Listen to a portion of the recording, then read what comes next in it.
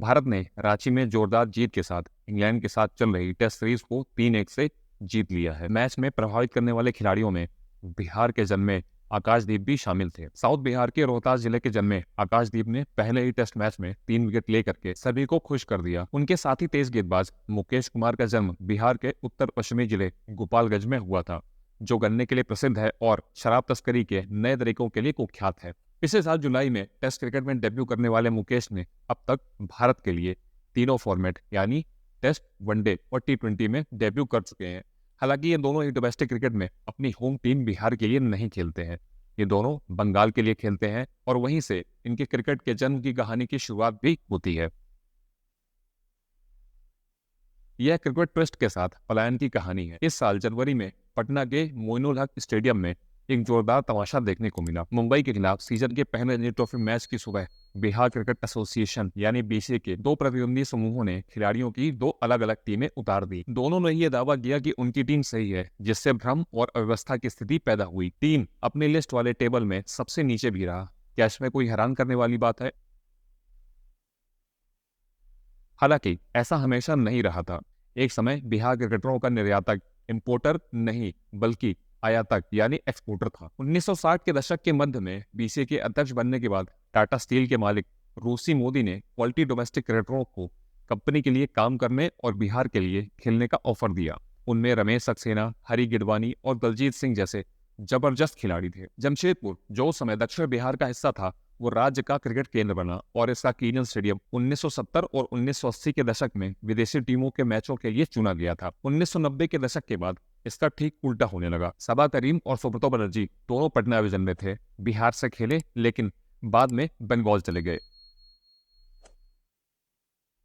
बंगाल बिहार का संबंध इतिहास और भूगोल से जुड़ा हुआ है। ब्रिटिश शासन के दौरान बिहार 1912 तक बंगाल प्रेसिडेंसी का हिस्सा था, जब बिहार और उड़ीसा राज्य का गठन किया गया था। 1936 में दोनों राज्य अलग बन गए। दशकों से दोनों राज्यों ने एक दूसरे को रोजगार प्रदान किया। शहरी बिहार में बंगालियों ने एक बड़ा और प्रभावशाली समूह बनाया।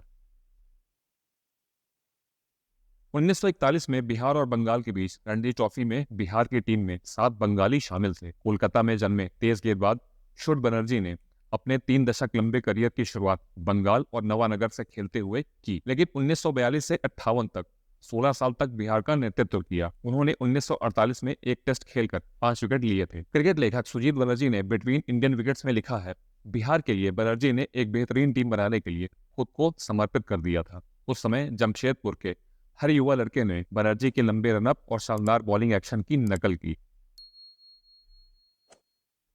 कहानी बिहार और बंगाल तक ही सीमित नहीं है। आक्रामक सलामी बल्लेबाज यशस्वी जायसवाल को ही ले लीजिए। भारत में क्रिकेट के केंद्र मुंबई में अपना करियर बनाने के लिए पूर्वी यूपी के भदोही को छोड़ दिया। इसी तरह से पुराने क्रिकेट क्लबों, बेहतर प्रशासन और एक आईपीएल टीम की वजह से बंगाल भी क्रिकेटरों के लिए बड़ा केंद्र रहा है। यहाँ तक कि पश्चिमी यूपी के शीर्ष तेज गेंदबाज मोहम्मद शमी और हरियाणा के मेवात क्षेत्र के ऑलराउंडर शहबाज अहमद भी इसी बंगाल से खेलते हैं।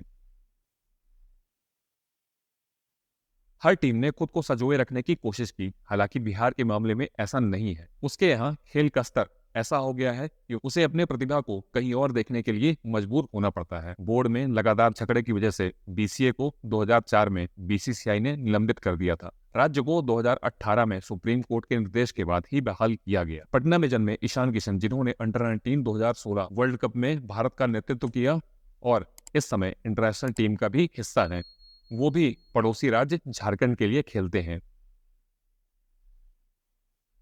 मुकेश और आकाशदीप भी बंगाल के लिए खेलते हैं।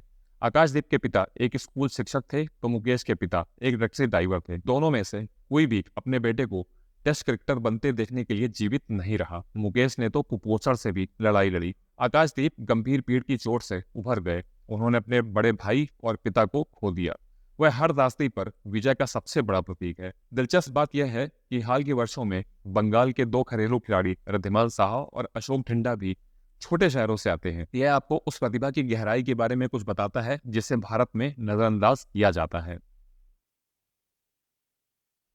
और आखिरी में बिहार के पूर्व डिप्टी सीएम और राजद नेता तेजस्वी यादव ने भी 2009 में विदर्भ के खिलाफ झारखंड के लिए अपना एकमात्र रणजी ट्रॉफी मैच खेला है। उन्होंने 1 और 19 रन बनाए, जिसमें 4 चौके शामिल थे। तेजस्वी दिल्ली डेयरडेविल्स टीम का हिस्सा थे, लेकिन उन्हें आईपीएल में खेलने का मौका नहीं मिला। तो ये थी कहानी बिहार और बंगाल की कि क्यों आखिर बिहार के खिलाड़ियों को बंगाल इतना प्यारा लगता है। आप किस बारे में क्या राय है हमें नीचे कमेंट बॉक्स में जरूर बताएं। वीडियो अच्छा लगा हो तो इसे लाइक कीजिए, अपने दोस्तों को भी शेयर कीजिए और हमारे चैनल को बिना सब्सक्राइब किए मत जाइएगा। हम फिर मिलेंगे इस नए वीडियो में, तब के लिए थैंक यू।